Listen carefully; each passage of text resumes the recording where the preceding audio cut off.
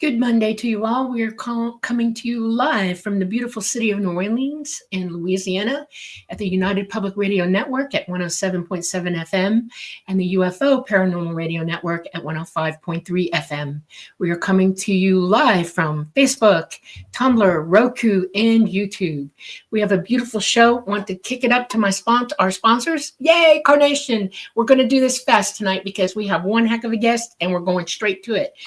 We usually talk to our chat people right away when we first come in, but we're time constrained, so we're not going to do that. And last thing I want to say before we go to it is we are praying for everybody in California. Our hearts are with you. Preston's from there. We're watching it with everything on our shoulders and our hearts and our sleeves. We love y'all.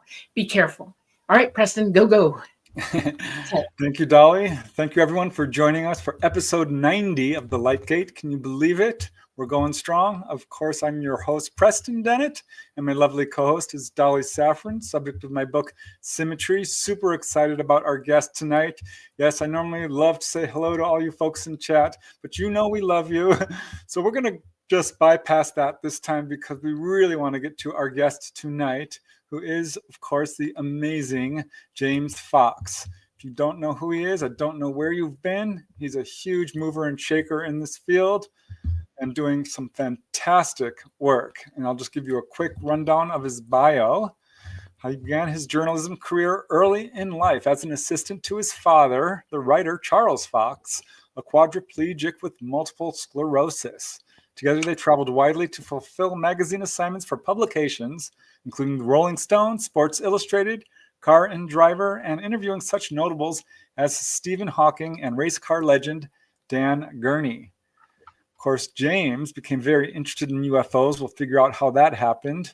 But he finished and sold his first documentary to Discovery by the time he was only 28. Imagine that.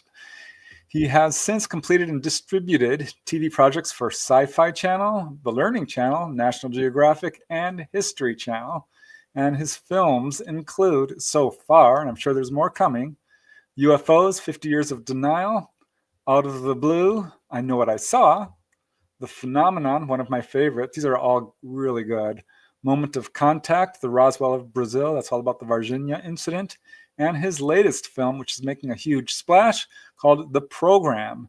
And this one explores the unprecedented bipartisan congressional effort to uncover what intelligence agencies really know about UFOs. And of course, they're now calling them UAPs. I want to ask James what he thinks about that, too. I'm not a huge fan of the term. I think it's kind of a distraction. But let's just bring him on, and we will get this show started. James, welcome to the Lightgate. Hey. Thanks so much for joining us. It's a huge honor. Should we make UAP UFO again?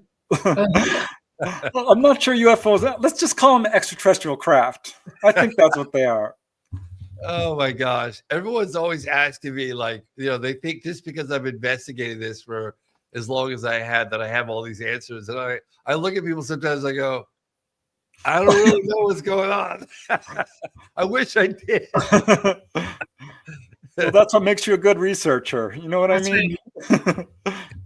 You don't know until you know. Yeah, you know that the vast majority can be explained and have been explained in sort of conventional terms, but there's this stubborn core 15-20% that simply defy a conventional or terrestrial explanation after exhaustive review so that's generally what I tell people. It's like, you could do the process of elimination. If it's not the Russians, it's not the Chinese, it's not the United States, what's left, right? Pretty sure it's not Chinese, just saying. yeah. All right, so as I told you before the show, I usually like to start the show by asking our guests how they got involved in this field. What were they like when they were little kids? Were they skeptical? Have you ever seen a UFO? Basically, what brought you to where you are today? I don't get asked this question very often. I remember my dad's British. I was born in England. Oh, wow. And my dad had always kept in touch. I mean, we were very close to our side of the family in Britain. In fact, pretty much the vast majority of my family on my father's side still live in England. And we had this one guy who would, very close family friend, British guy. And he would come periodically as I was growing up and have dinners with Christmas, Thanksgiving. And he was a pilot. And he always tell this story about this UFO sighting that he had. It was really quite dramatic. And I respected him. And obviously he was a close family friend. But quite honestly, I never really gave it much thought. It didn't affect me as one might expect it to. It was like, oh, cool. All right, you saw this thing? Yeah, whatever. Anyway, move on to something else. And he told the story a number of times because there were other people that were interested. I was quite young, 12, 13, 14, 15. And then fast forward, I was 18. I was dating a girl who was 19. Her name was Rachel. And she's like, oh, yeah, my previous boyfriend was really, really into UFOs. And I remember thinking, like, why would you date a guy who's into UFOs? Like, it really affected my opinion of her in the sense that I thought, wow, she's got to have a screw loose, or like that she could be that close with somebody who's clearly crazy. But that was my knee-jerk response. I think I probably kept most of it from her. And then a year later, I was 20, and I had a UFO sighting with a friend of mine, and out my bedroom window. I mean, look, if I wasn't with someone, I probably wouldn't be talking about it today. But we saw this object, and the weird thing about it wasn't like broad daylight. And I saw a flying saucer. It was on the ground. There was no question, But what we saw was a glowing sphere that it looked, the best way I can describe it, I know it sounds weird, but almost like it was like pulsating, almost a little bit like a heartbeat or something. Like it was varying degrees of intensity, but kind of, and it was almost like throbbing. And it was right out our bedroom window, man. I mean, Lisa and I looked at this thing, and she goes, "What the F is that?" And I said, "I don't know what that is, but whatever it is, I get the feeling it knows we're looking at it." Oh, goes, that's a sign. Same thing. Close the blinds.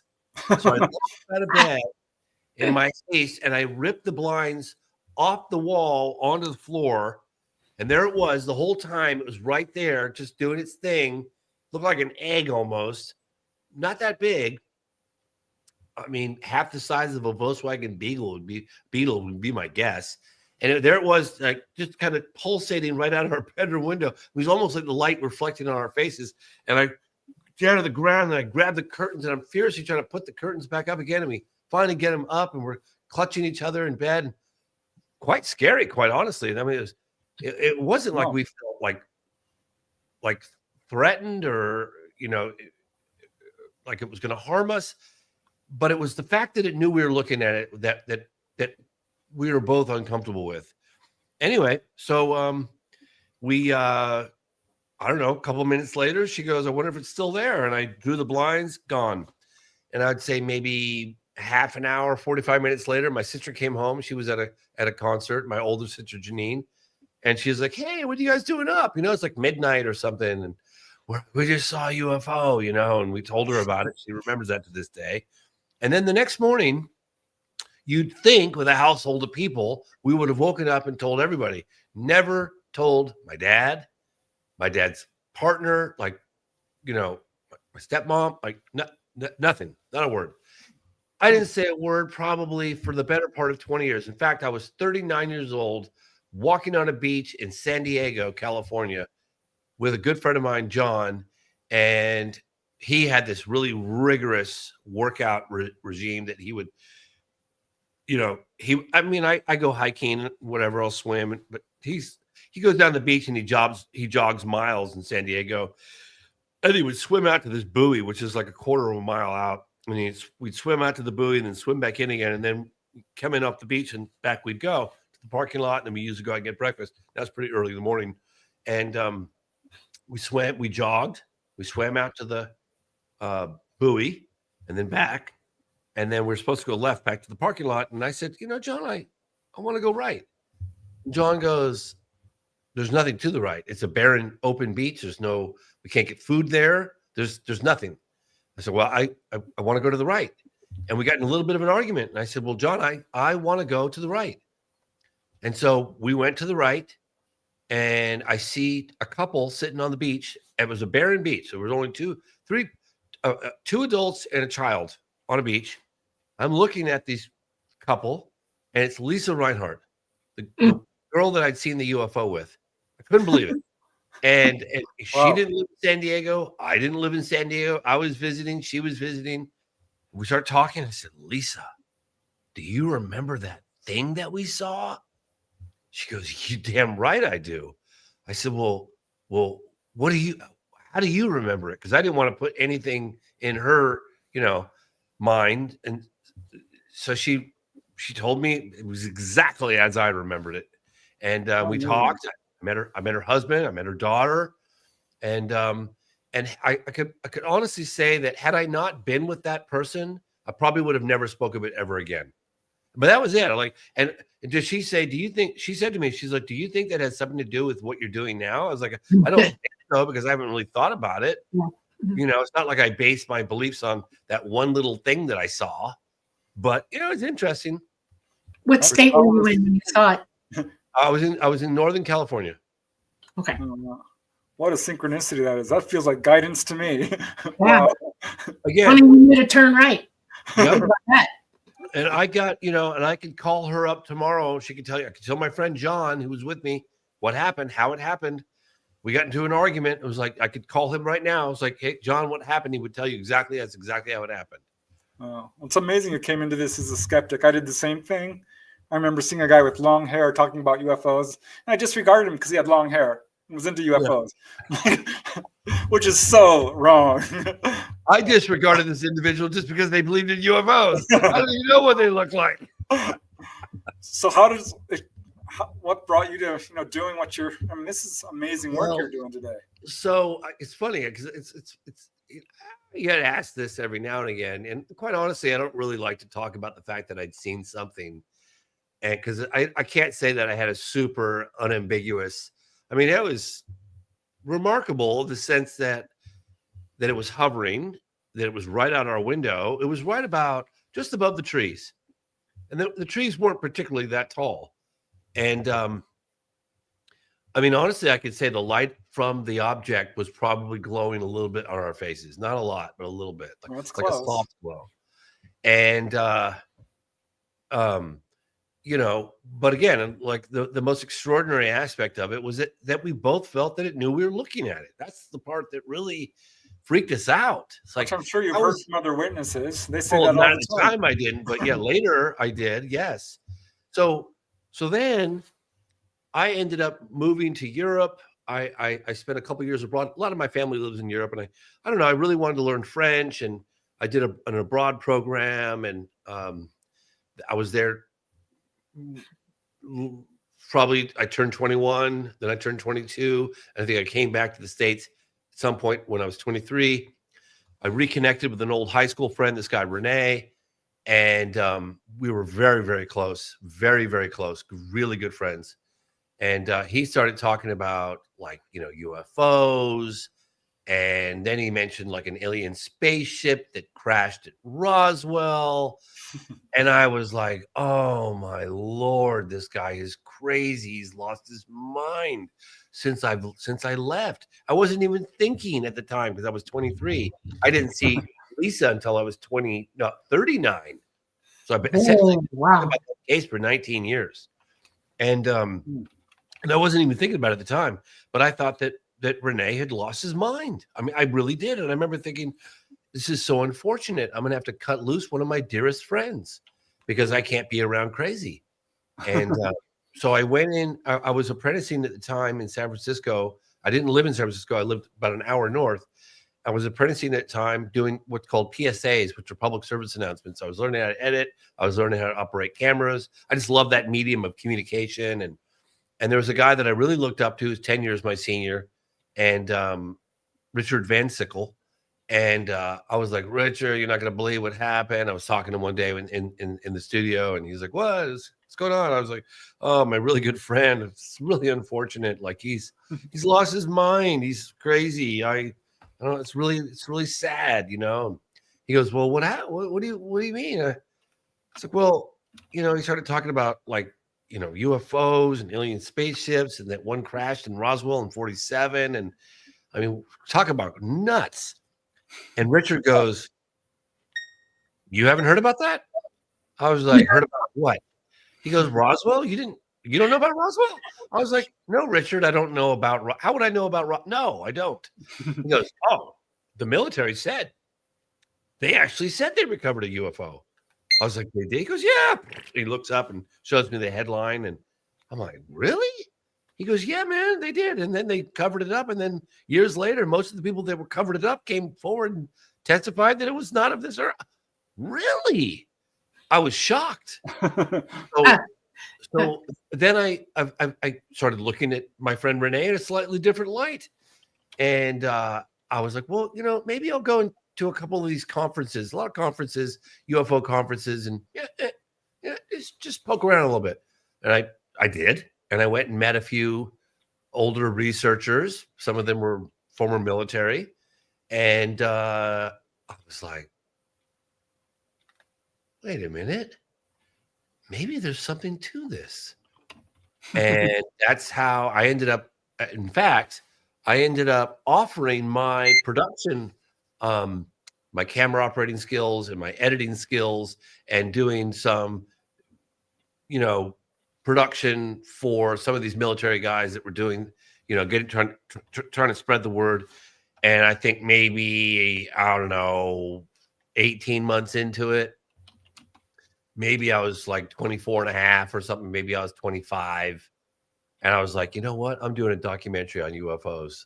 So I started talking about it. And my dad, who's like a mainstream journalist, my dad and I got along so well, and he was super supportive of everything I've always done.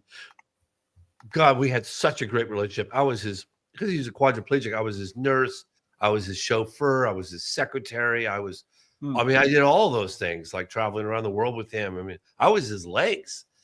And we were tight. I don't use the word unique, you know, often, but we had a unique father-son relationship because of that. And he had a great sense of humor and always supportive. And I told him about what I was going to do, and he was absolutely appalled. Like, he was so unsupportive and so, like, you know, he went as far as having all the other members of our family in Europe write me letters begging me to reconsider what I was doing. And they were saying, oh my gosh, I'm not kidding you, I swear to you. And they were saying, you need to reconsider. Your father's very concerned. My dad was saying it's a dead end road. There's nothing to it. You're going to waste your life. Like, what are you doing? Like, he said to me, it's a dead end street. There's nothing to this. Like, please don't do this. Don't go down this road. I had a similar reaction from my own father, actually. Yeah.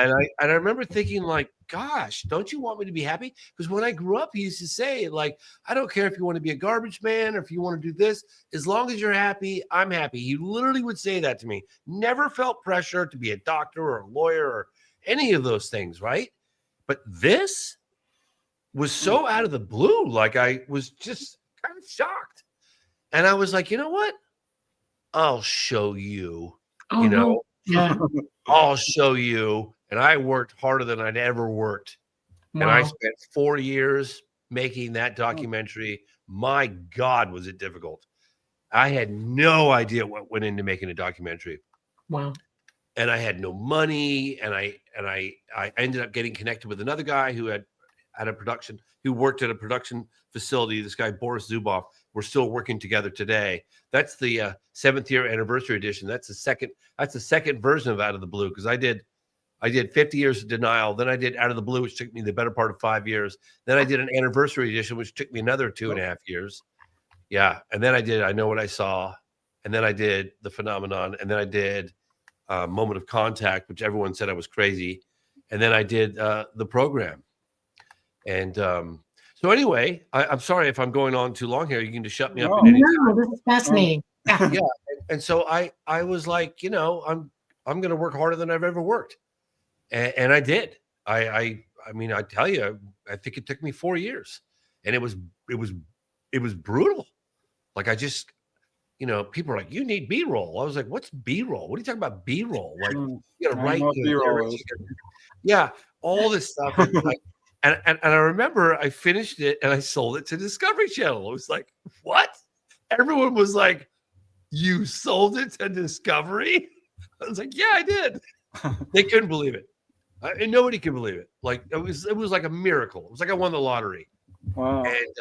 And was it easy to do? I mean, did you have a hard time selling it to? No, I did not. It was sold before I even finished it. It's meant to be. It's meant to be. Before I finished it. Wow. As was Out of the Blue, as was I Know What I Saw, as was The Phenomenon, as was Moment of Contact.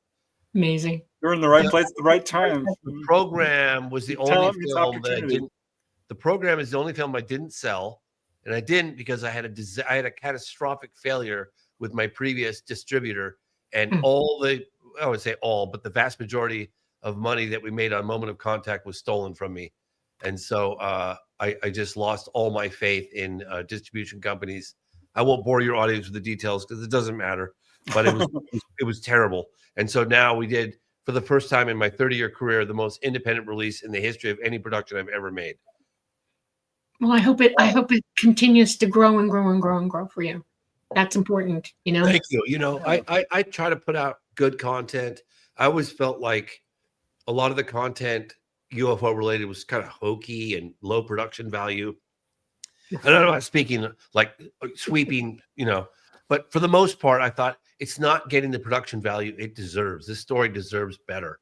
Like, it deserves higher production values. And I would look at stories on just about every other topic, and it was like beautiful production. And then when it came to UFOs, it was just like so hokey, and so low budge. And I always strive to make things like better. Well, did your father see everything that get to see everything you did? Oh. Well, okay. So I always I lived, paycheck to paycheck, pretty much broke. I used to use the expression, and it was quite serious. I was so broke I couldn't afford to pay attention.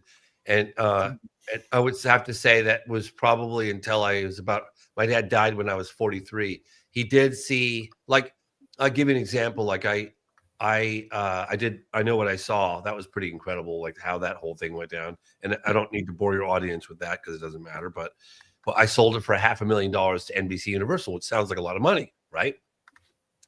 Well, I was 4 years in. Yeah, I was 4 years in when I made that film, and for almost $400,000 in debt. And I had a partnership that I split things 50-50. So after taxes, I made about 30 grand. Wow. It took me 4 years. People are like, $30, you should be rich. I'm like, no. I'm super fortunate that I even sold it, right? And then it got distribution, and then we made something, right? So, but my dad used to say, well, funny enough, so I did 50 Years of Denial, sold that. He was like, okay, interesting. Then I did Out of the Blue. And during the production of Out of the Blue, I went to Russia. Ooh. I met the cosmonaut Pavel Popovich and General Alexeyev, and it was Star City, Russia. And wow, it was pretty impressive. When I came home from Russia, prior to that, I had put in, I don't know, maybe 30 requests for an interview with Mercury astronaut Gordon Cooper. And it was like, no. And then Out of the Blue, he responds, I'll meet with you. So then I went to meet with Mercury astronaut Gordon Cooper in the 90s. And I was like, well, hey, my dad always takes me to all these interviews. I'm taking him. Yeah. So I took my dad to the interview, which is a lot of work. You try traveling with a quadriplegic. Okay. Yeah, it's not A easy. lot of work. Wow. And then on top of the fact that I'm operating the camera, I'm doing the audio because I couldn't afford to pay anybody else to do any of that stuff. I did my own editing. And Gordon Cooper was an iconic figure to my dad's generation. I mean, this is the last American astronaut to go up in space alone. I hate to tell you this. I knew him. He and my Yeah. father worked together. Yep. Yeah. So, so, I do. and then he listened to the story about over Germany and this landing at Edwards Air Force Base circa 1957 and the film footage that he had in his hands and yada, yada, yada. Wow. My dad was like, why would he say this stuff? You're not paying for anything. He has everything to lose and nothing to get. Why would he say these things? Right. And that kind of hooked my dad. He was like, he became one of my big supporters. Then I did the National Press Club event with Leslie Kean in 2007. I made a movie about that. He saw that. And then I sold that. I was telling NBC Universal. He was very proud of me. Then I did this stupid TV show, which whatever. And then I've done some TV, I know. Only person to blame but myself, Okay, it's all right. Been there, done that. But I made up for it with the phenomenon. Yes, you did. I love the phenomenon. That was so well done. You got me going. You really did. I would have to say the phenomenon, the birthing process of that film was I was either going to die or I was going to get the movie done. There was nothing in between. And what was going to come first is the only question. I was either going to die or the movie's going to get completed. I mean, it's one or the other. A lot of people might think I'm sounding melodramatic. I'm not. I was in a fetal position crying for 4 days when I finished that movie. It was absolutely, I never want to relive that moment ever again. It was brutal. Wow. What was it so brutal? I mean, why that particular one? First of all, it was an 8-year project. I ran out of money so many times. I had no bank account for a couple of years. I became a dad. It sure is well done. It works. Yeah, so I guess old partners trying to get it, just trying to get it. It's a long story, man. We don't have all night. Let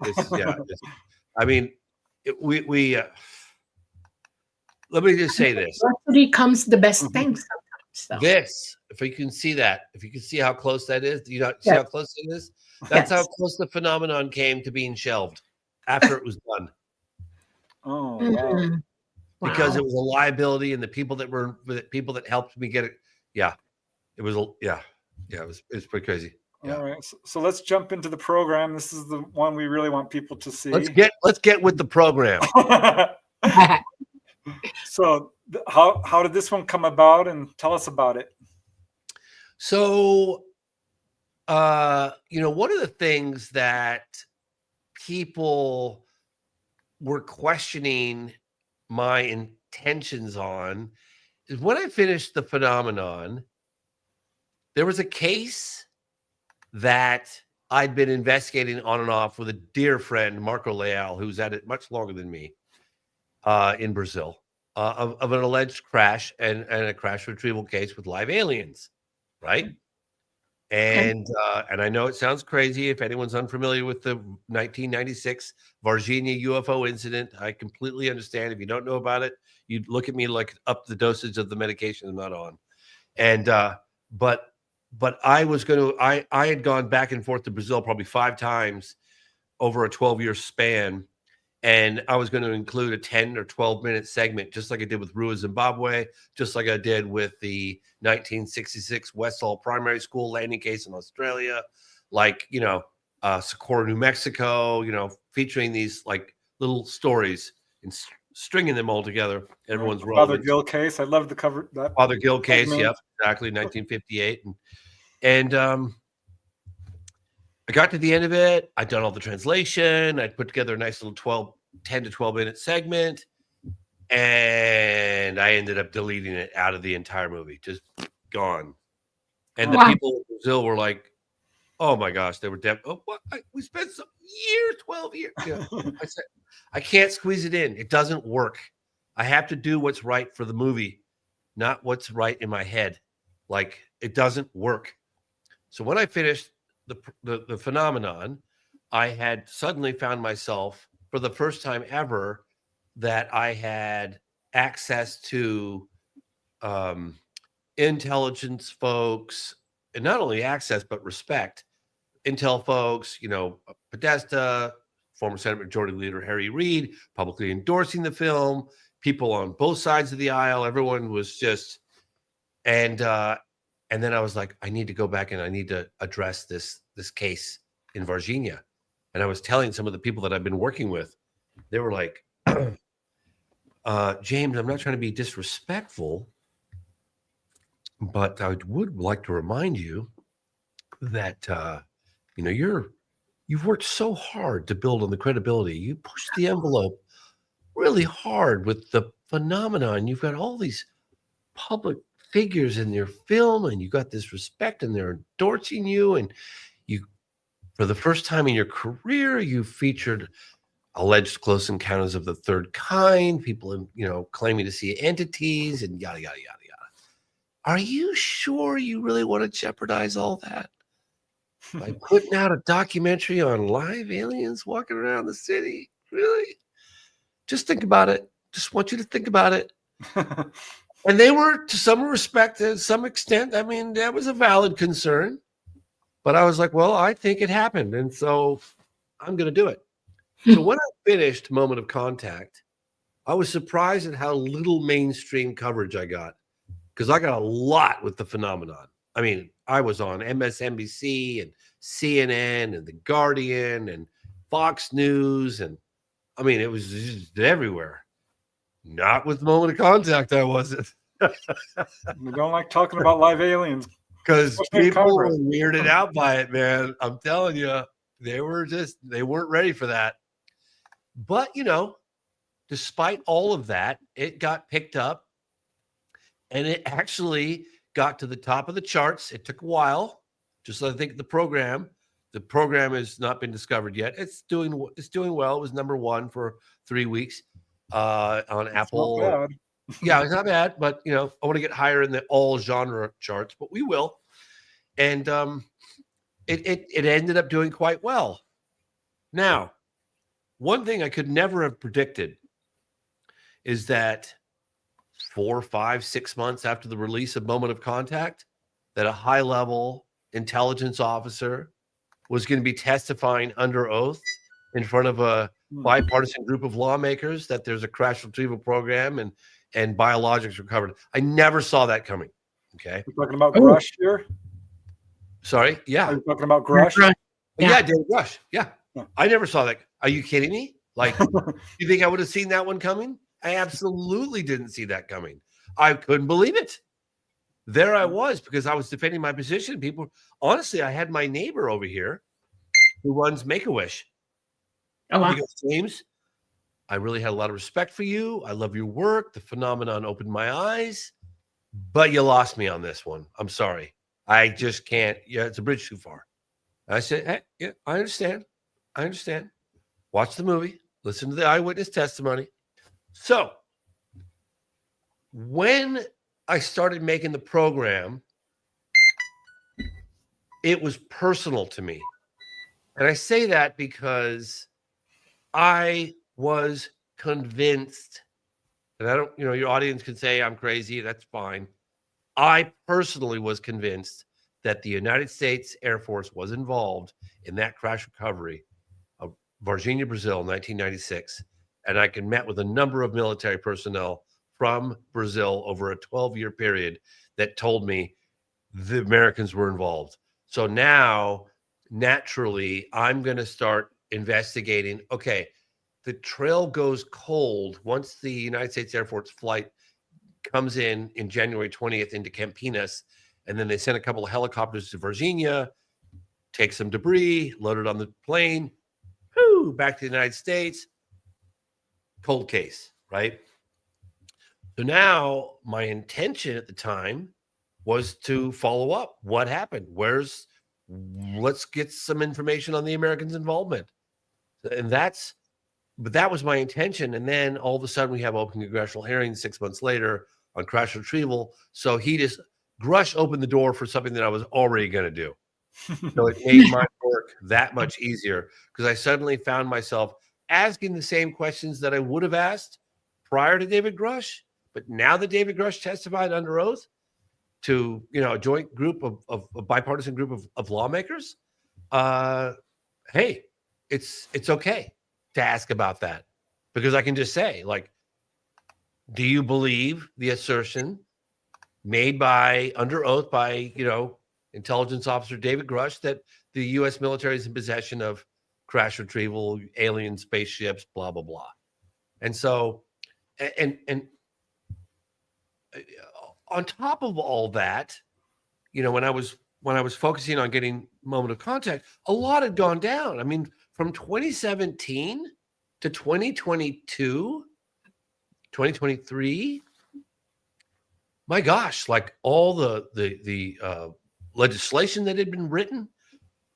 It's amazing. The first congressional hearings in 2022 by Congressman Carson. I mean, suddenly we're living in a different world. I mean, there's no longer talking about whether or not UFOs are real or not. It's like, it's gone beyond that, right? And so there was a natural progression. I mean, quite honestly, it's kind of a natural progression. I look at the program as kind of a sequel to the phenomenon, but I also see it as moment of contact seems to be a perfect in between for that, or even after that. In fact, I'm going back to Brazil in a couple of days to do some follow-up investigations on that case. Oh, yeah. I mean, it's absolutely timely. This is unprecedented in a lot of ways. I'm wondering what you think is the reason why suddenly, this is entering official government. Why is our government finally talking, you think? Well, they're not talking because they really want to talk. I mean, I remind people because a lot of people are highly dubious of the government. I don't blame them. We've been lied to about this for decades. But there have been individuals over the decades that have wanted the truth to come out. I mean, you look at, Dr. Hynek, you look at former CIA director Roscoe Hillenkotter, you look at Jesse Marcel, Donald Kehoe. Yeah, Kehoe. James McDonald. Absolutely, Dr. James McDonald. And it's like people have come forward. People have tried to, witnesses, scientists, physicists. I mean, what was the book written by the former head of Project Blue Book regarding the 2 consecutive weekends in July of 1952? UFOs buzzing the Capitol. There was a whole book written on that from the guy at the time who was head at Ruppelt, right? Ed Ruppelt. Yep. Ed Ruppelt. So, it's not the first time. There just seems to be a lot more momentum now. And I don't think they're putting that genie back in the bottle. Yeah. I want you to do yourself a favor when you're in Brazil. Ask yourself why there's momentum right now. That is the key question. You all need to focus on that one. You really do. Why? Well, it's funny actually, because I've talked to people, and this is like me kind of the slow evolution process internally. I mean, even though I report on some pretty crazy stuff, I'm still I'm somewhat skeptical, and I don't just believe cases right off the bat. I didn't believe Virginia. I didn't believe Rue. I didn't believe Socorro. I didn't believe the landing in Australia in 1966. I have a tough time getting around all that. But one of the things that I've sort of organically the conclusion that I've come to is that just the past few years, quite honestly, and that is that the phenomenon is in on the secrecy too. And the reason why I say that is because you look at what they do and then you look at what they don't do. They've had some pretty brazen, revelations or sightings or actions that they've taken. O'Hare Airport, Phoenix Lights, 1997, Hudson Valley, Bentwaters. I mean, there's Gulf been Breeze, Whitfield, Virginia. It goes Michigan, on. Ann Arbor, absolutely. 1986 over Brazil. They've done some pretty brazen things, right? But taking it right up, they only have to hover over the Macy's Day Parade or the next Super Bowl, and it's game over, right? But they don't do that. They don't do that. They did once in Italy, that soccer game. You may have heard that. True. 1958, yeah. I remember that. Great case. No cell phones, unfortunately. That true that. Yep. Yep. No question. But my point is, they must also be in on the secrecy. They have to be.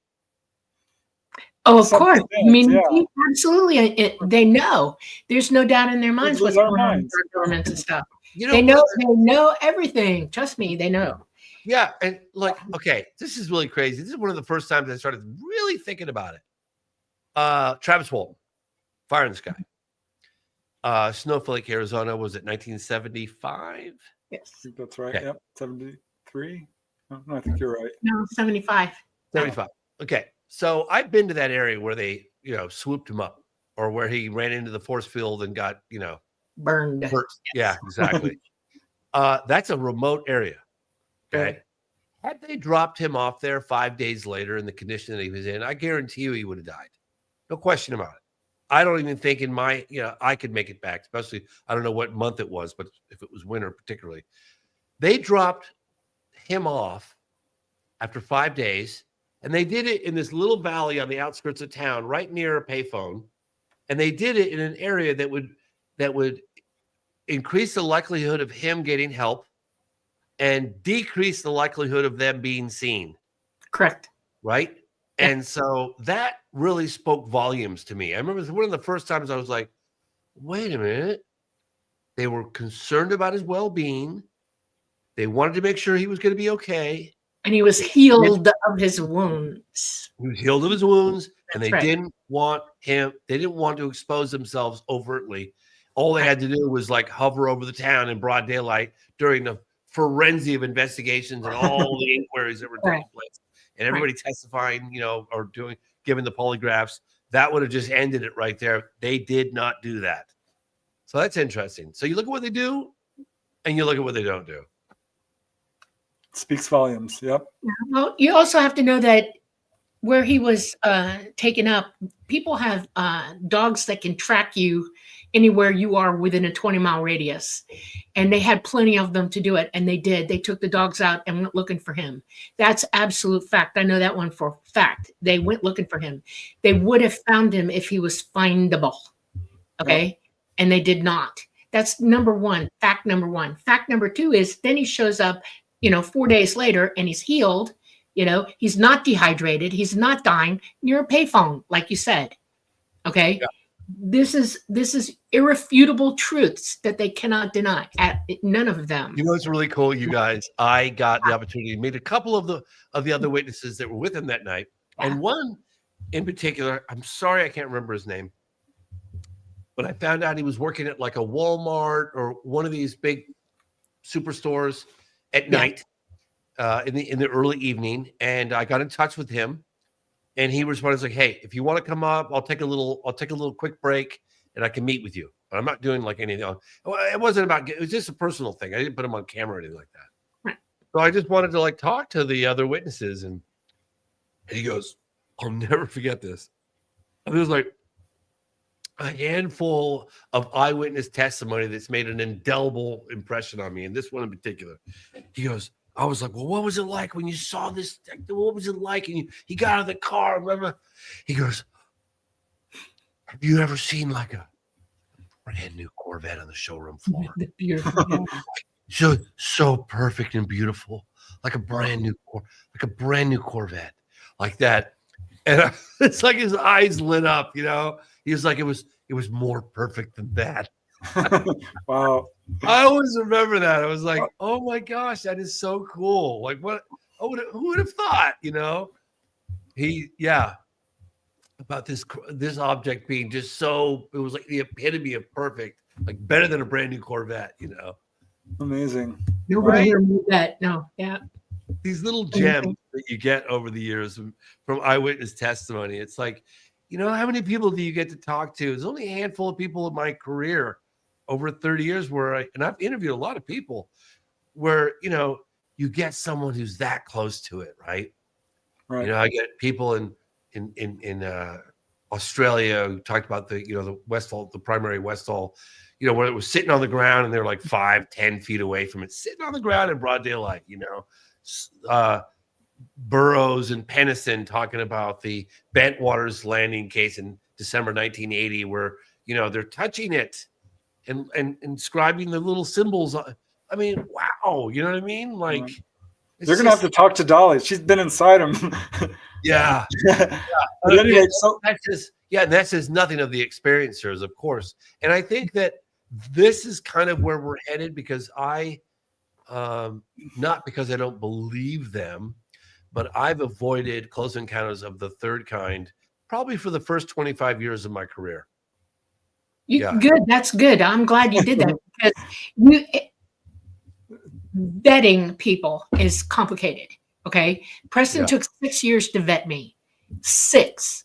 And he went through every aspect of my life. He left nothing unturned or nothing unlooked at, from friends, family, acquaintances, photos, physical, medical, all of it. Okay.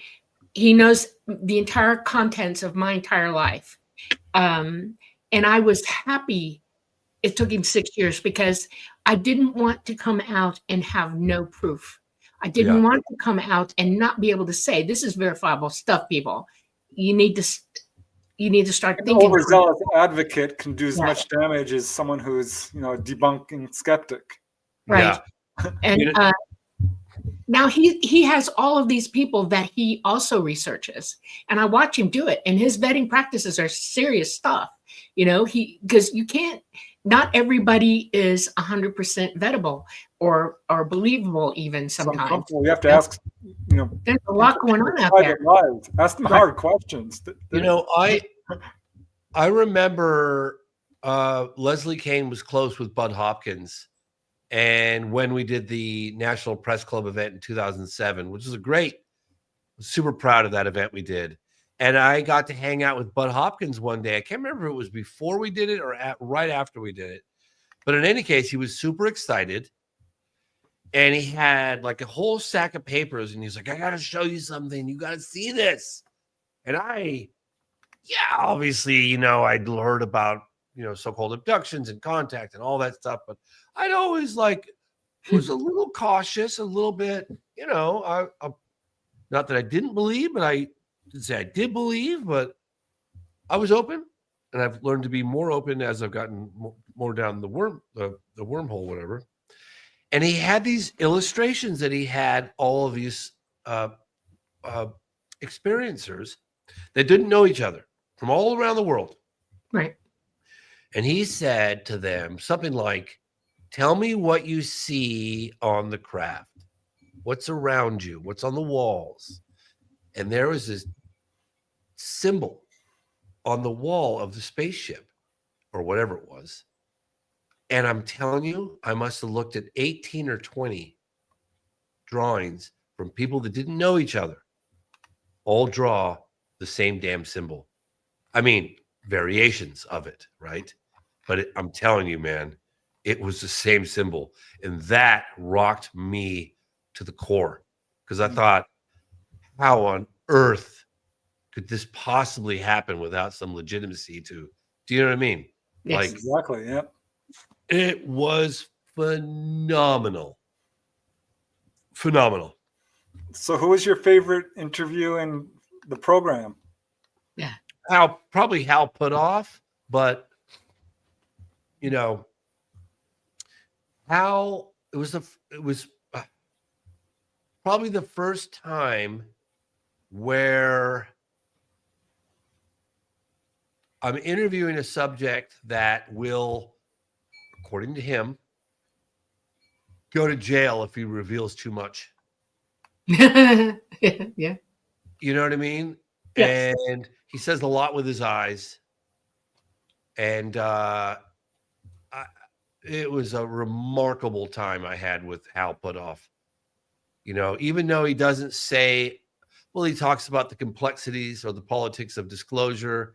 I'd never really given it that much thought, like how it's a complex issue, far more complex than I'd ever really imagined. You know, you think of like, you know, oh, wouldn't it be great to discover that we're not alone in the universe and we have definitive proof that there's life besides life here on Earth, and it would be a big kumbaya moment and we'd get together for a group hug and, you know, and it would be unifying, and it would, you know, transcend politics and borders and religion and all these things. And wow, you know, but then, you know, he really had given it more than just some thought. I think he was part of a panel of people that were contemplating how disclosure would be done in somewhat of an official capacity.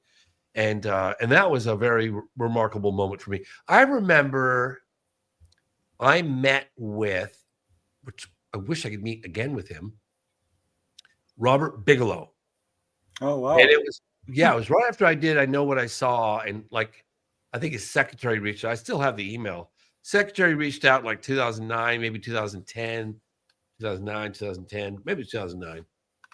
And, you know, Mr. Bigelow would like, and I didn't know, to be honest with you, at the time, I wasn't even sure who Bigelow was. Mr. Bigelow would like to congratulate you on a job well done. I was like, huh, it seemed weird. Like, why wouldn't he just reach out? Why did he have a secretary? So I Googled him. I was like, oh my gosh, Robert Bigelow? Bigelow Aerospace? Like, what? And so long story short, we got together. We had lunch at his home in Las Vegas. And he goes, you understand, you know, we did extensive research into the impact so-called disclosure would have on the world. And he said to me, you know, you take every scandal, Monica Lewinsky, Iran-Contra, like all the scandals ever, and then you multiply that by 1,000, or maybe he said 1,000,000, I don't know. And that is the impact that this story would have. Financial institutions, religious institutions. And I remember thinking, oh, please, this guy, what? You know, really? Come on. And then he said to me, oh, and by the way, they're walking among us. And I looked at him almost sideways. And I went, I'm sorry, I'm not quite clear with what? He goes, they're walking among us. I said, what do you mean by that? They're walking among us. And he goes, I mean exactly that. They are walking among us. And I just like, I don't know. I just put it back here, forgot about it. And only, you know, and then, you know, that I've covered since then, I've covered a number of Close Encounters of the Third Kind. And then in the program, I report on what many would consider a very controversial encounter that reportedly happened at Nellis Test Range in 1994, in the winter of 1994, with, so I guess you'd call it an alien or an entity, a being that was non-human. And it's a bit of a stretch, particularly because I'm always trying to target my films to a more mainstream audience, because I figure, like, what's the point of preaching to the proverbial choir? Like, I want to sort of, not that I don't want to, well, it's going mainstream because of your work. You know what I mean? You know what I mean? Like, so I feel like I push it a little further each time. And to those critics out there, fair enough. I can take the criticism.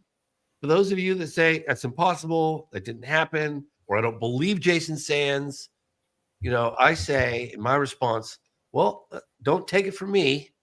Go look at the work from Dr. Jalen Hynek, who is the scientific advisor to Project Blue Book for 22 plus years for the United States Air Force, who categorized sightings in an official capacity as close encounters of the first, second, and third kind. And the third kind, of course, being that the witnesses report beings, critters, aliens connected to the craft.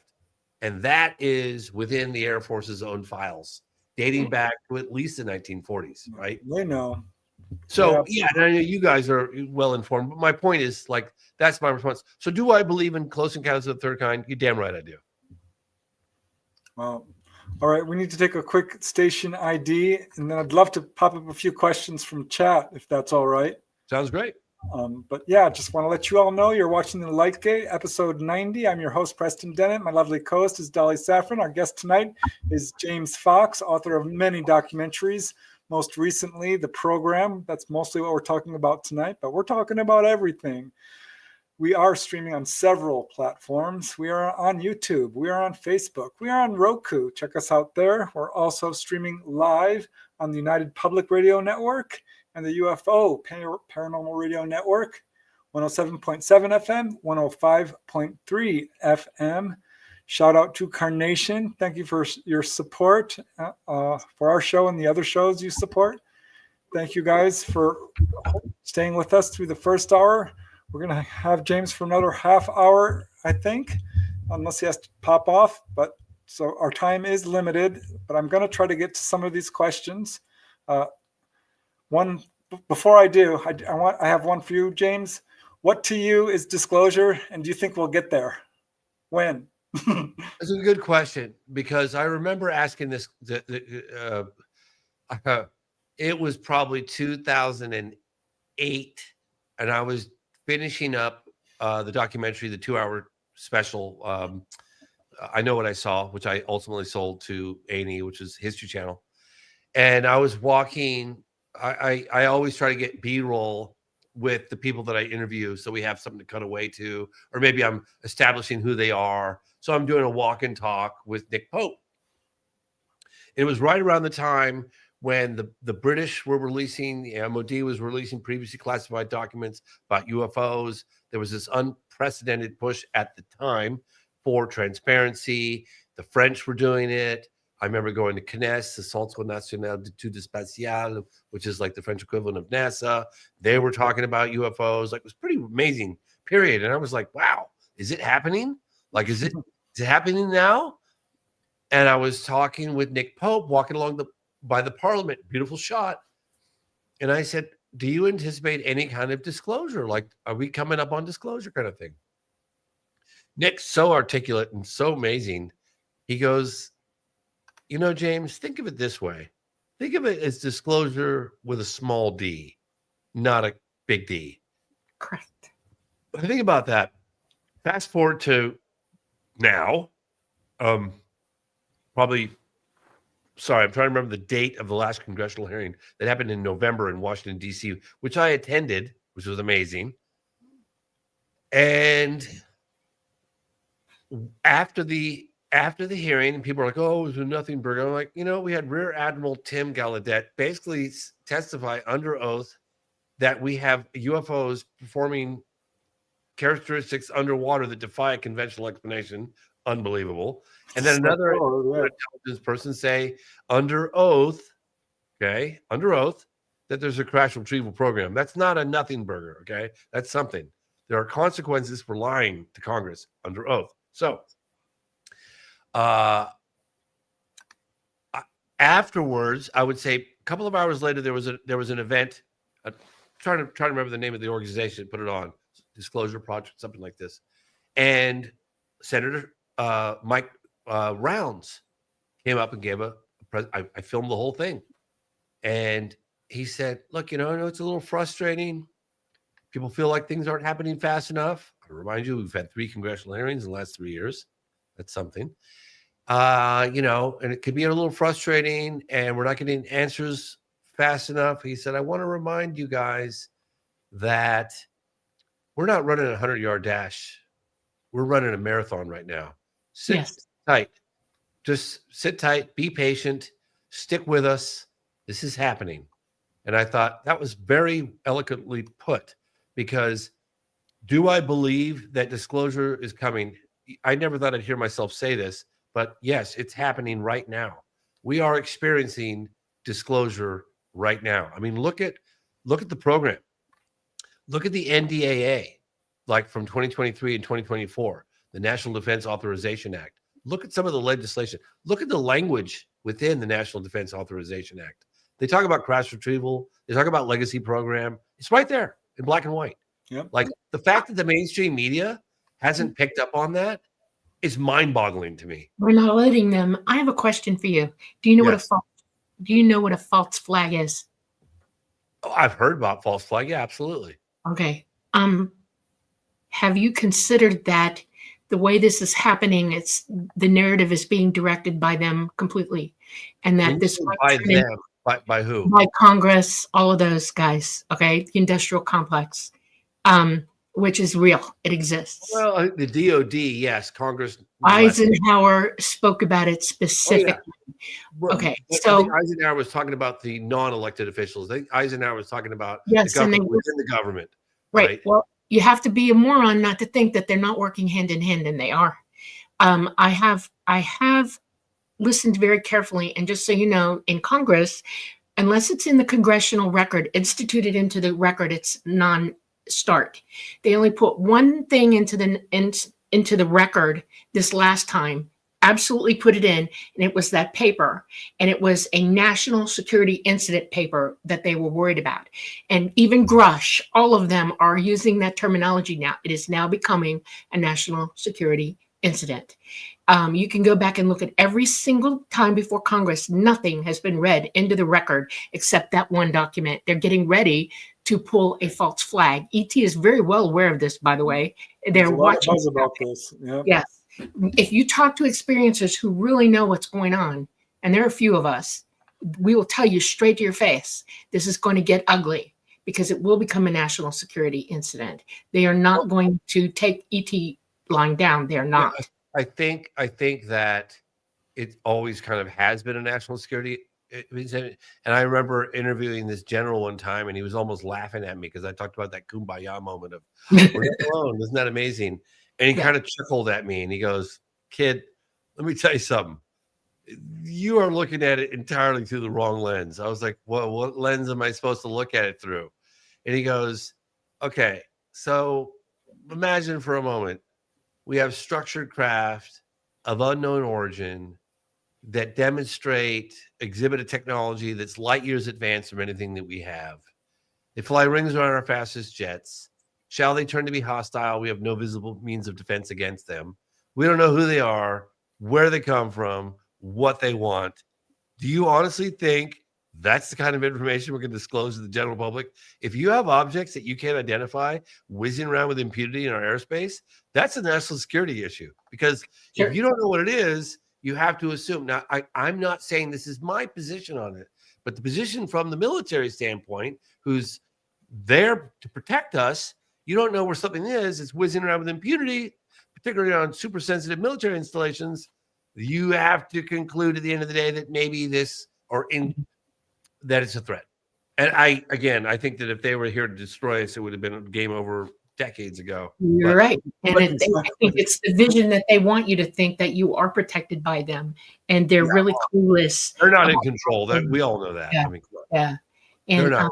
Yeah. All right. Let's pop up some questions because there's a lot and we're never going to get to them all, but we'll give a good, honest try. Whoops, at a few of them. Just so you know, I like sunsets and long walks on the beach. Okay. That's cool.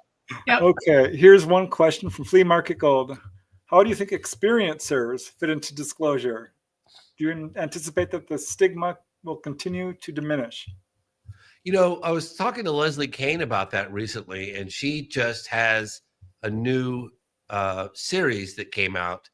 I think it's with National Geographic. And she said that they have at least one, if not two episodes on experiencers.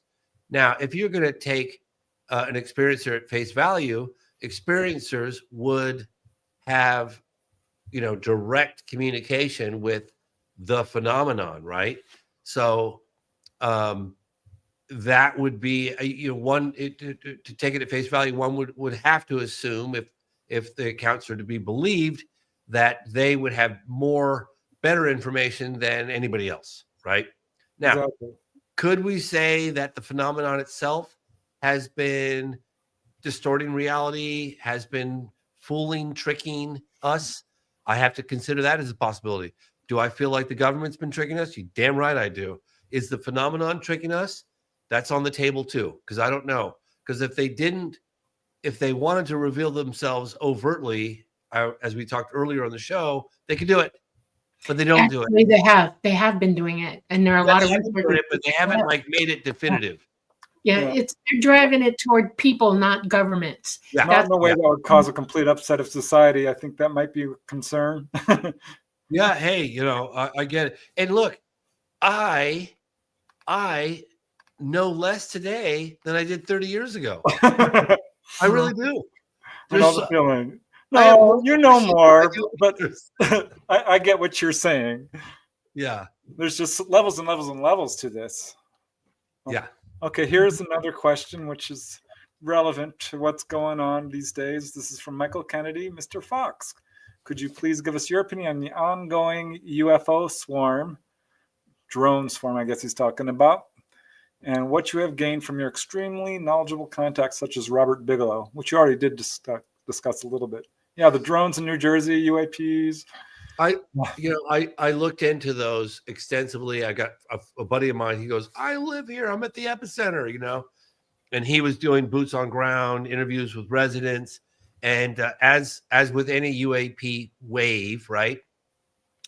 You know, you start getting a whole group of people looking up to the sky every night. They're seeing things that perhaps have always been there, or, you know, activity that they may misconstrue. But underlying all that is definitely something that seems to be inexplicable. Case in point, there's one case of 50 UFOs, 50 UAP coming in off the ocean. They have prolonged loitering time. You know, these are highly advanced, super sophisticated, you know, things that, you know, you wonder sometimes, okay, so could they, and I'm not saying they are, but could some of these be coming across as a technology that we can just about wrap our minds around, so they can look like something that's somewhat familiar to us? I'm talking about the phenomenon. They wouldn't do that. They wouldn't backtrack just to get in between. Well, you won't see the dirigibles back in the 1880s or whatever. You remember? Yeah. They looked almost like the things, the big dirigibles. They called them dirigibles. Yeah, people were saying I think those may have been dirigibles, honestly. Oh, really? Yeah, I really do. They were invented at the same time. Yeah. There's some information out there that you don't know that I'm going to impart to you right now. Okay. Our magnetosphere is down 40%. We're going through a pole change. Our entire solar system, every planet in our solar system except Mars, because Mars has no magnetism anymore, is changing their poles. Our sun is doing it also. We're experiencing cataclysmic weather as a result of it, volcanoes, the whole thing. And they're not done yet. And we're heading toward the pinnacle of that. Our magnetosphere is so screwed up now, and the magnetic field lines are so jollied up that ET is absolutely not here. They bugged out 2 years ago, and they're not here right now. So nothing you see in the air is ET, period. Oh, you think it's all conventional at this point? Yes, it's absolutely all conventional. That's the perplexing. Robert Goodall said that. That's what Cheryl Costa said. You know, other people who. I'm of the position where I feel like I can never make any definitive statements on anything. You know, I could say I can lean in this direction or I'm leaning in that direction, but I really don't know. I mean, unlike you, Dolly, I've never had face-to-face contact with entities. I've never had that. Yeah, but I can give you information that you can prove to yourself that our poles are causing a problem. And they fly here. Talk to Bob Lazar. They fly our magnetic field lines, period. And they're wonky. They can't fly. They crash. And 2 years ago, they decided, that's it. We're done. We're out of here. And they left. They took people off the ground and they left. There are very few of us left. And I am one of them that stayed behind, just so you know. And it is not funny anymore because I'm watching people being lied to about contact right now.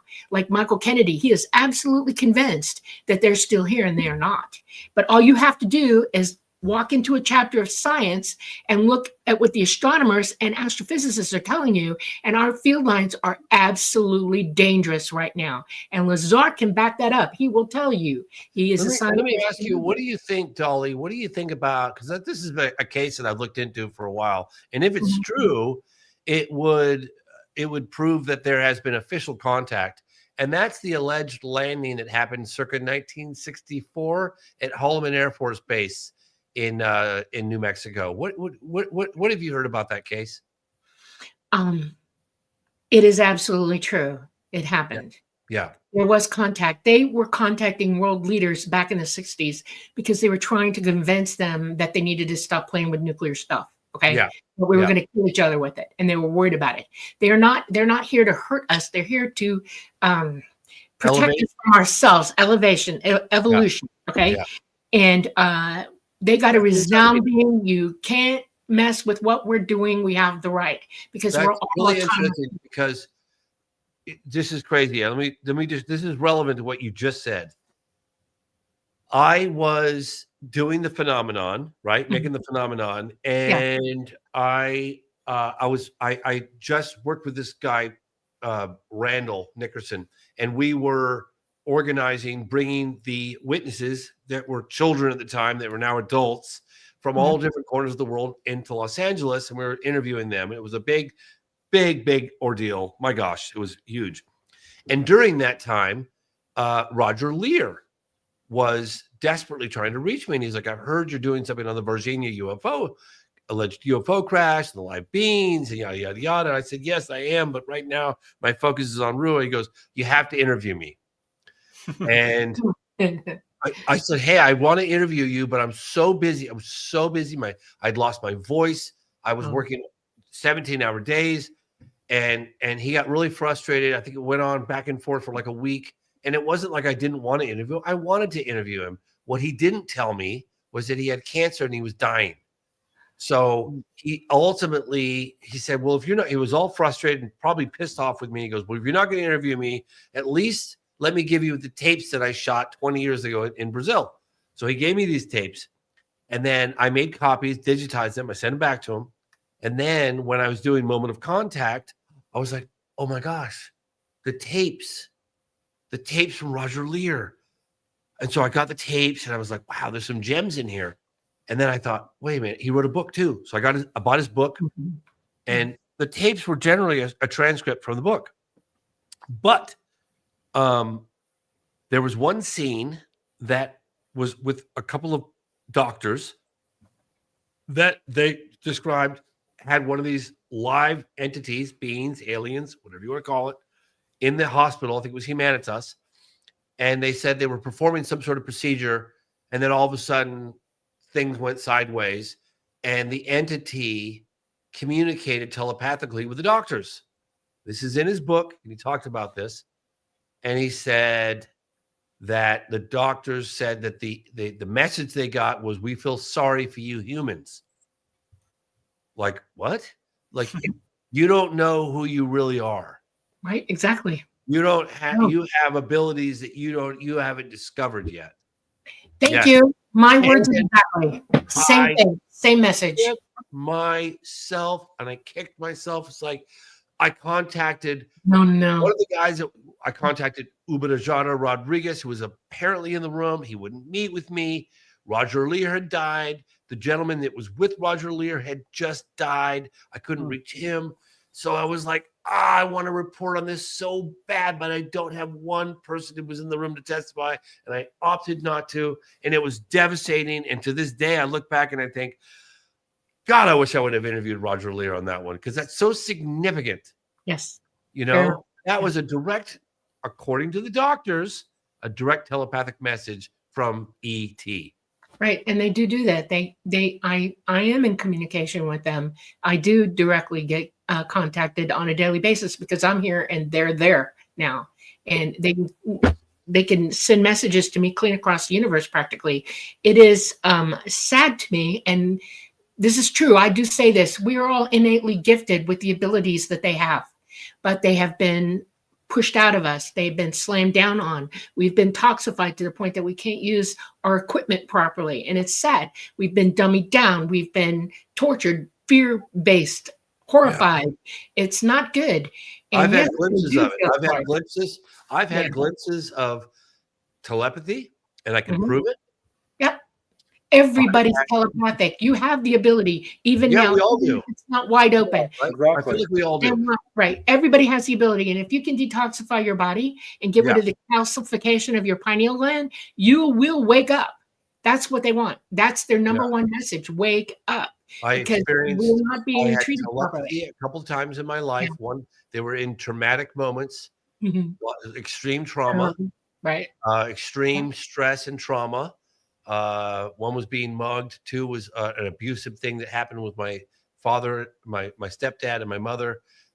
Telepathic, man. It was just, there's no question about it. I had telepathic communication. And another time was, I guess they call it remote viewing, is when I saw something that was taking place in a remote spot that I wasn't present. And I saw it like a film strip in my mind. It was unbelievable. And how do you explain that stuff? Like, how do you explain that? Everybody has that ability. You're psychic. Everybody has that ability. Yeah, exactly. Oh, by the way, the government does admit to remote viewing.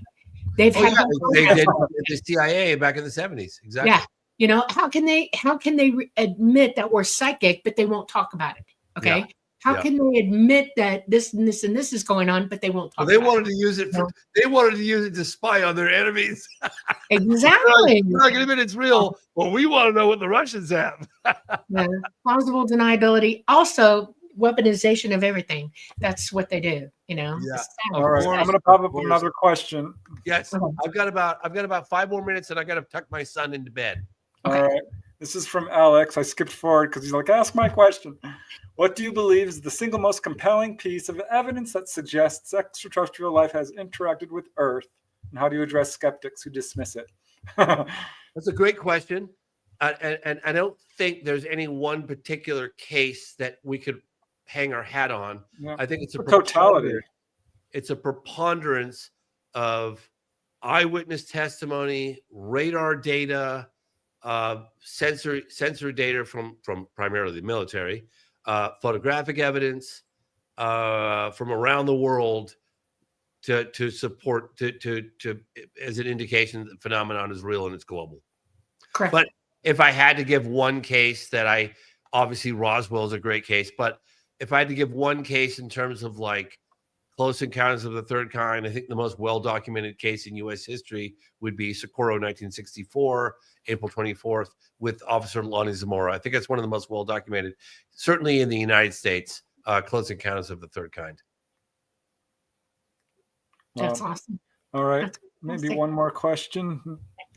Bambi Dudley. Hello, James. Please tell the Steven Spielberg story. You asked about him to screen your film and what he said. Yes. Well, so I had tried to get to Steven Spielberg for so long. In fact, I'm probably still trying to get to him. I know. And I remember when I was in my 20s, I was doing my first UFO documentary. There was a woman named Janet. I'll leave her last name out of it, but she worked for Spielberg or like was friends with him. And I was doing a UFO documentary and I was naive. I was like, well, clearly I'm doing a UFO documentary and Steven Spielberg is going to grant me an interview and I'll get an interview with Steven Spielberg and it's going to be great. And it was probably like 1996 or 7. And I get a message back from Spielberg through Janet. And she goes, Spielberg is not going to meet with you. However, he said that since you're making a documentary on UFOs, you should consider going to Africa and covering this landing case that occurred just recently in Africa at a school. And I was thinking to myself, oh boy, yeah, please. I'm not, Oh no. Yeah, I know, right? I could have got in on that one early. John Mack was already there. But so fast forward, it was that was 97. So in 2007, 2008 would have been 2009. My guess is 2009. I have a lot of appearances with Larry King. I'm trying to use his platform to get the information out to a much broader, more, mainstream audience. And I got a rough cut done. I know what I saw. I was rather proud of it. It was pretty damn good.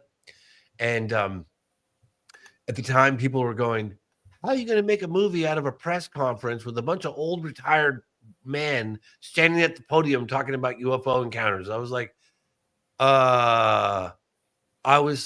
if Vice President Al Gore can make a documentary from a PowerPoint presentation, then doggone it, I can do, So anyway, so I was kind of proud. I was like, it's a 2 hour, it's pretty good. So I asked Larry King, I was like, would you mind sending this to Steven Spielberg? He goes, well, I said, well, he's really into this. Hey, this is the real life Close Encounters.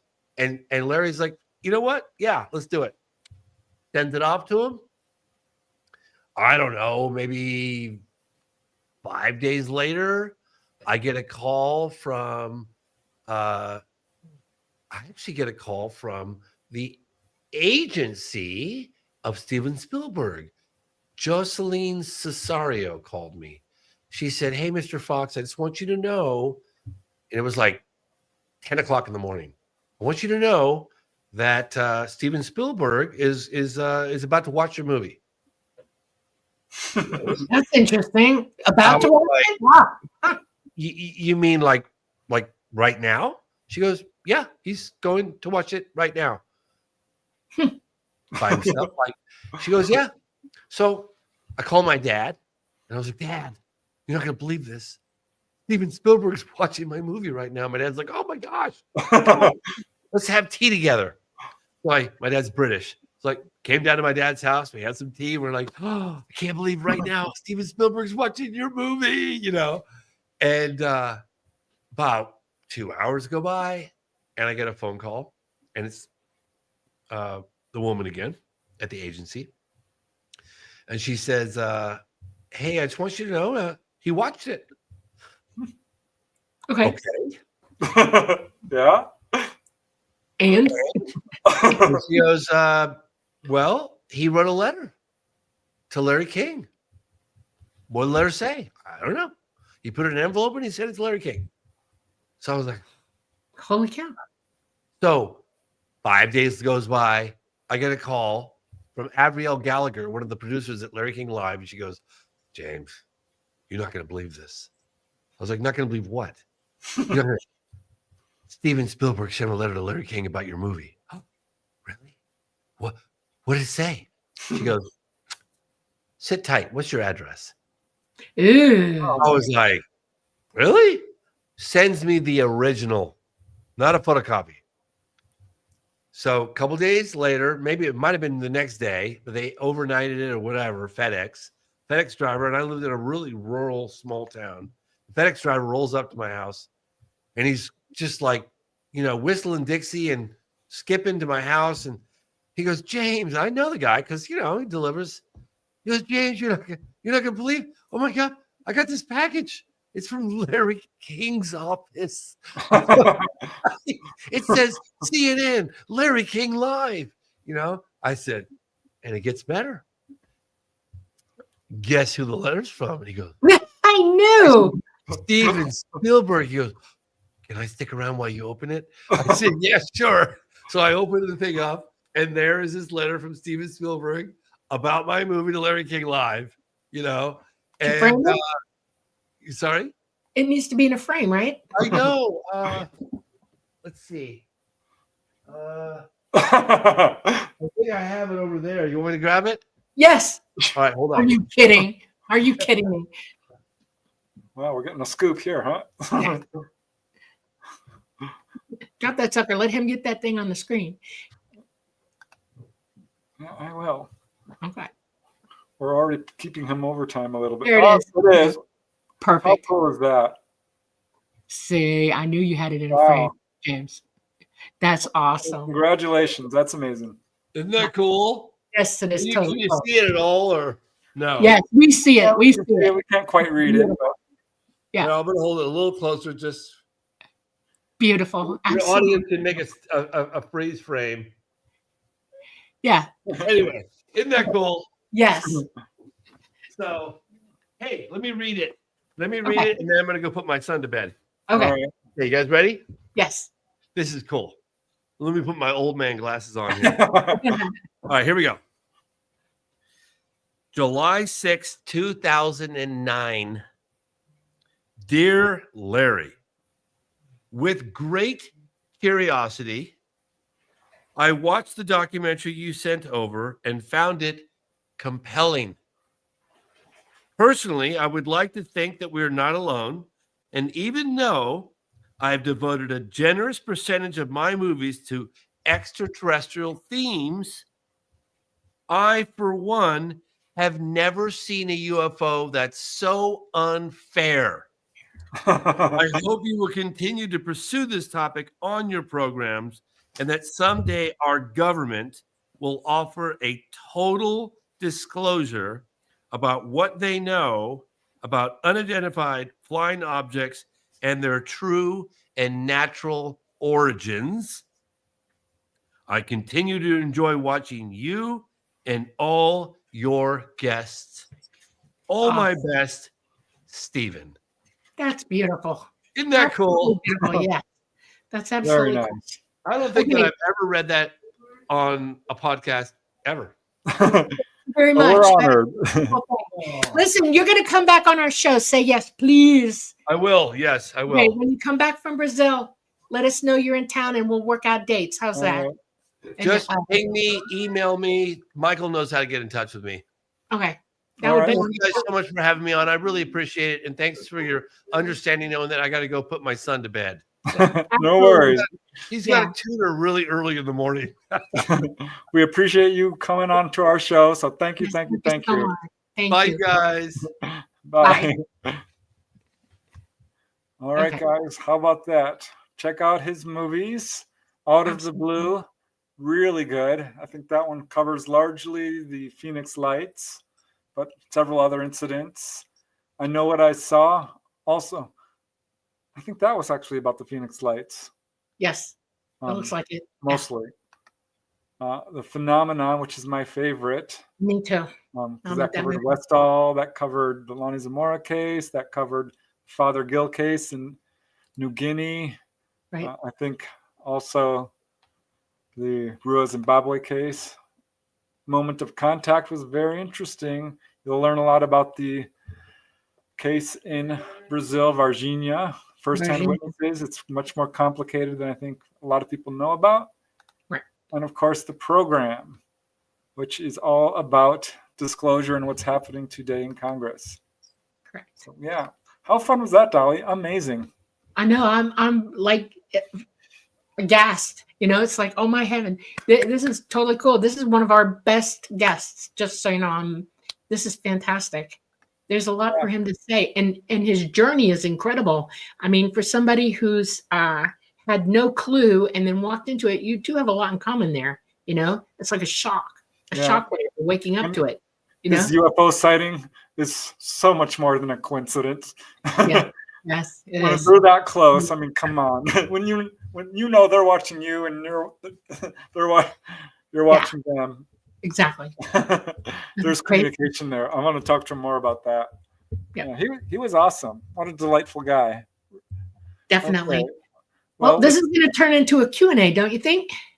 Yeah, we have 20 minutes left, so we may as well go through some of these questions, which we can answer, guys.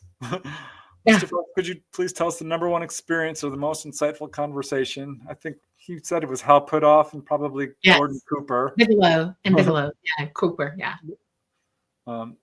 It's interesting he talked about that one witness, Jason Sands, because there's a lot of pushback on him. And I thought he handled that real well. I was like, hey, you talk to him. You do your research. Don't believe me. Right, exactly. I did mine, you do yours. That's right. All right. Maybe you can answer this one since James isn't here. What is the purpose of the interactions between the phenomena and humans? The purpose is basically, and he said it in so many words, it's to inform us that they exist and that we are somehow connected to them. That's what he was alluding to. And it goes deeper than anybody knows. And he's absolutely correct. So, yeah, I think that's what he was saying. Gregor saying, is this live? Yes, we're live right now. We're very live, yeah. We are going to go through any questions, and most of them are for James. I know we tried to get through as many as we could, but we will, if you have ones right now for us, we will do what we can. So I cannot speak for him.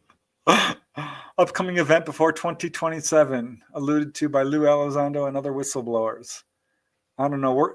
It's rolling out. This is all very carefully orchestrated disclosure, I think. But I think events are absolutely planned by secret government folks. So I don't know. Maybe we'll do a show on that, and I will give you what my estimation of what's coming at us with the pertaining to our government and the world events and things like that. I can talk about that. So let's do a show about it. All right. What is I know of your opinion of Charles Hall and his time as a weatherman for Area 51. It's another great question, Michael. I'm so sorry. We're going to have him back. I'm so glad he agreed. I know about Charles Hall. I think he wrote the Millennial Hospitality books, which he labeled as fiction, I think because to protect him from any NDAs he was under. I find it really compelling. I've got his books right there behind me.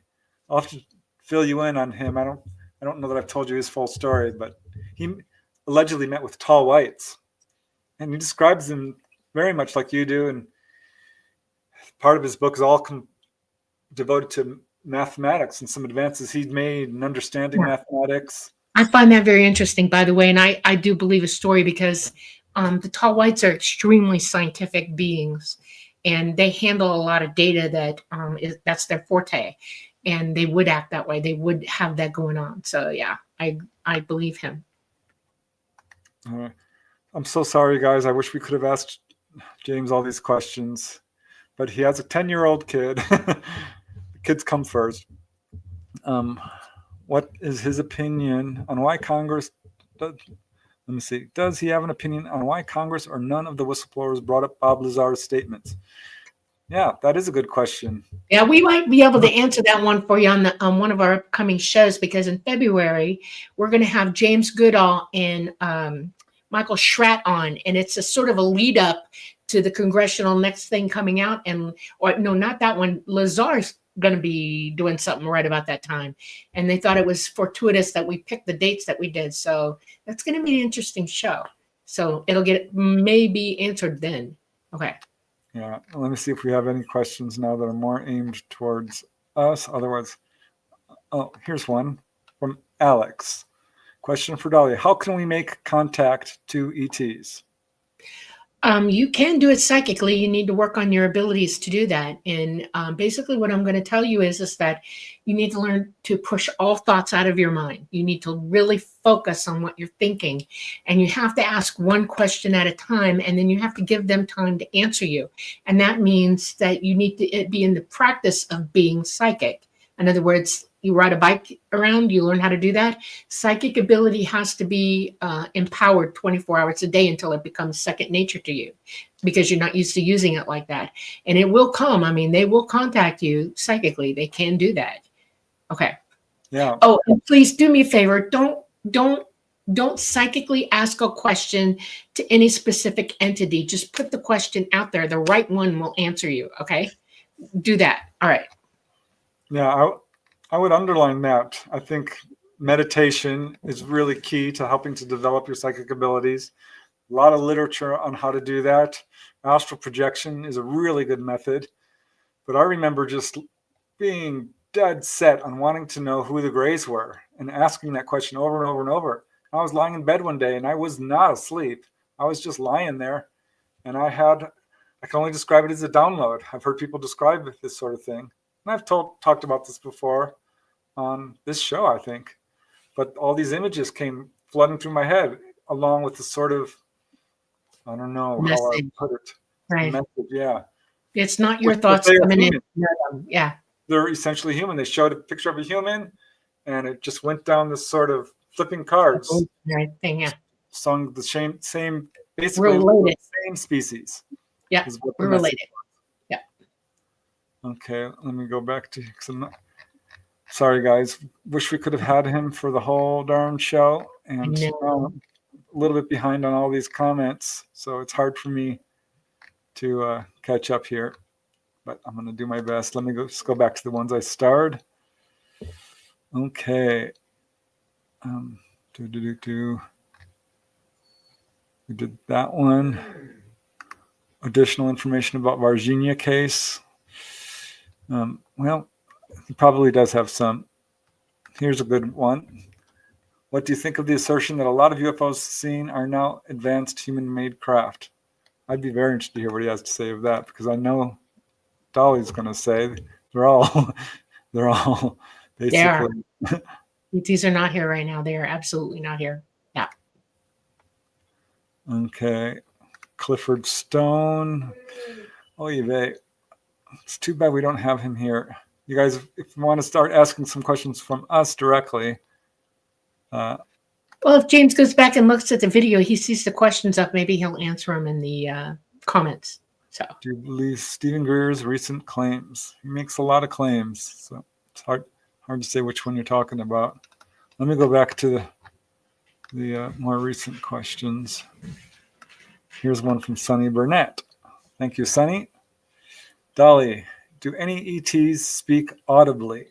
Yes, absolutely. It's hard to understand the grays, especially the tall grays, because they won't open their mouth and talk to you directly because they don't want you to see the chompers that they got. They have very sharp, spiky teeth, and it puts us off. Trust me. First time I saw it, I was like, look at that. You have a lot of teeth. So they don't speak audibly to people. But since I got to know them and I was around them a lot, yeah, they speak audibly. Mama speaks audibly to me sometimes. Yeah. So and there are cases of it, certainly. I've heard several. Crazy, yeah. In a very high squeaky, wee, wee, wee, wee, is how one lady described it. Lots of clicks and consonants with the praying mantis type beings. And certainly the human type ETs do speak audibly in several cases. The Anunnaki speak audibly. There's a lot of them. Most of them can speak audibly. Yeah. All right. Here's a question from George McDuncan. Can you tell me what's the first step to do to start cleaning my pineal gland? Stop using fluoride. Stop bathing in fluoridated water. Put a filter on your house. You read every label because they put fluoride in all kinds of things that you don't even realize they've done it. So you have to become very, very aware of what fluoride's entering into your even salves and unguents and things like that. You got to be careful. Fluoride is an all-purpose thing.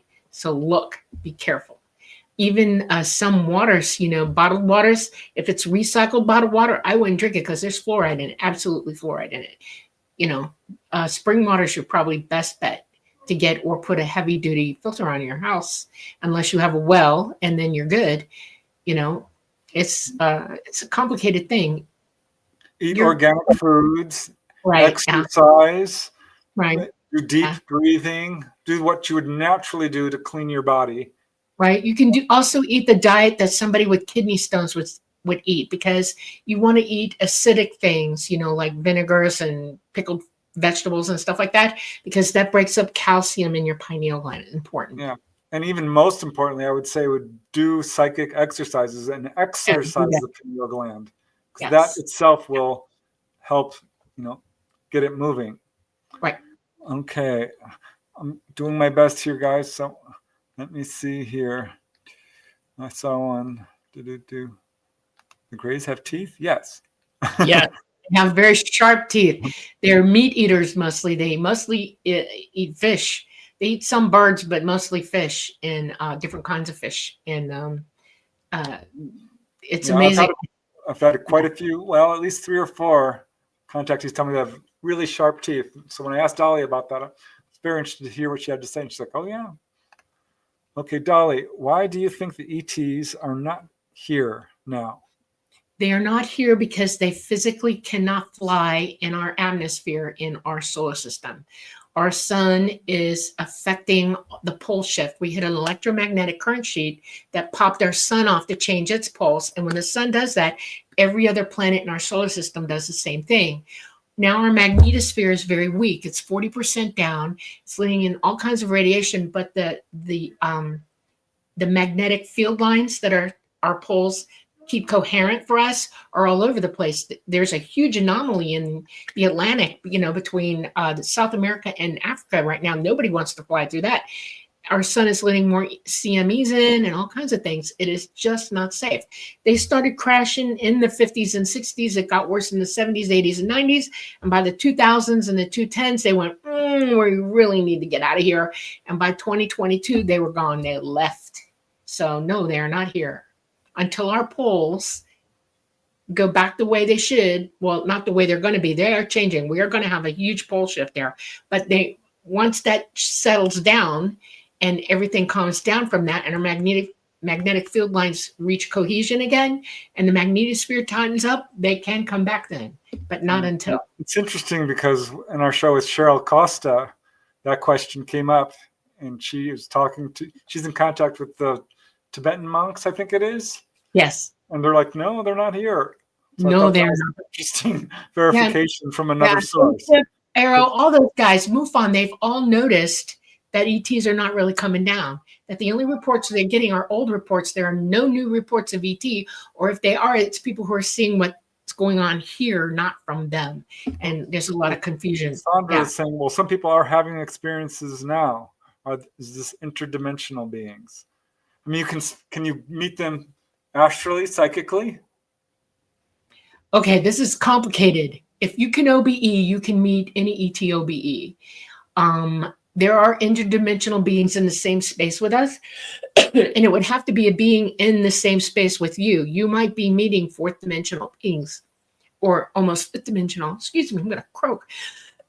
And you might be meeting them, but you are not meeting third dimensional ETs who come here astrally or interdimensionally at all. They are home right now, or off doing other things in other places that they can fly at. But they can also appear as, quote, an apparition or a vision, right? If you're psychic, and you can they can remote view you in seconds. So you might be if you can remote view back with them, you can see them and hear them, but they're not physically with you at all. Okay. All right. CT Gadar guy. Dolly, what is the first type of psychic ability you suggest trying to get a grip on? Like remote viewing or OBEs or anything else? Remote viewing is probably the first best attack because it teaches you to focus. It teaches you to blot everything else out and see a specific target. You need confirmation, though. You can't remote view by yourself. There has to be somebody on the other side letting you know that you hit that target and you actually saw what it is. And then you have to confirm that you saw it by going there. So don't remote view Italy. Don't remote view Washington, D.C. if you're out west. Remote something that's in your area that you can drive to or walk to verify what it is you saw. Okay? That's what you do. That's the first thing. But meditation every single day. Learn to focus, learn to relax, learn to empty your mind of all the thoughts that you have all the time, because psychic ability hears. It does not talk. You can't overtalk your ability. You have to be quiet in your mind to get what you're getting, period. So tell your brain to shut up. Okay. Yeah. I would suggest trying different kinds because you might have a natural proclivity for astral projection. You might have a natural proclivity for psychometry, holding an object, or clairvoyance, or telepathy. Yeah. Follow your excitement. Try them all because all of them kind of work in concert to each other. Do visualization exercises. Yeah. Your ability to play visualize. with cards. Get your kids together, your family together, and get the cards, and play with each other. Play, do you know what this is? And keep notes on how well y'all are doing. You should be doing it all the time, What do grays eat? Do they eat fish? Yes, they eat fish. They eat meat. They don't particularly eat meat from here. They won't. It's tainted and toxic. They won't touch it. A lot of people seem to think that they're doing mutilations, and no, they are not. They don't want our meat. They don't even eat our fish. They don't eat our birds, nothing. They bring their own food with them. But yeah, they eat chicken, a type of chicken. They eat meat, but they mostly eat fish. It's brain food, no kidding. And their fish is not toxified, so they eat a lot of it, a lot. And they love sushi. Oh my God, they eat raw fish. Are we going to become extinct? No. ETs have been collecting our genetic material for eons, and humanity exists beyond this planet. Everywhere in the universe, yeah. So Right. we're working very hard. In fact, all the species on this planet have been collected. We wrote about this in Symmetry. That was a part of a project that they're very much involved in. Correct. Okay. Let me see. I saw a question here about ETs and the inner Earth. And now I can't find. Oh, here it is. Okay. How about inner Earth? They are here, right? I think the reptilians are probably living on this planet. Yeah, but in caves and stuff like that, or marshes or areas where you won't find them.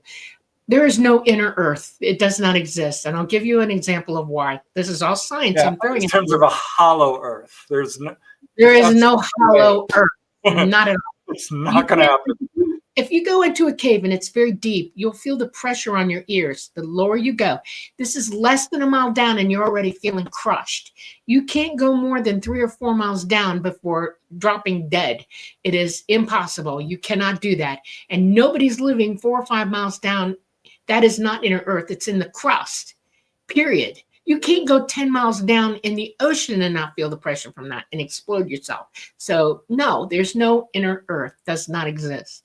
Okay. The dog is going crazy. I know. Okay. Are the meats that graze on the ship created by the condensing of energy via machine? Do they grow their meat, or is it natural? It's natural, and they bring it with them. Most of the trips that they make in their craft are very fast. They can move at incredible speeds. They light gate to wherever they're going to. So nobody is really on craft for a whole lot of time without getting back into a natural environment. It's very rapid. So they only bring snacks and stuff like that. The bigger ships or mother craft do bring food with them, and you can eat on those craft. But even, you're just not going to stay in space. It's not safe. Gamma radiation is everywhere in space, and they really don't like it. They want to go home. Okay. The dog's name is Duchess. Right. She's a sweetie. Yes.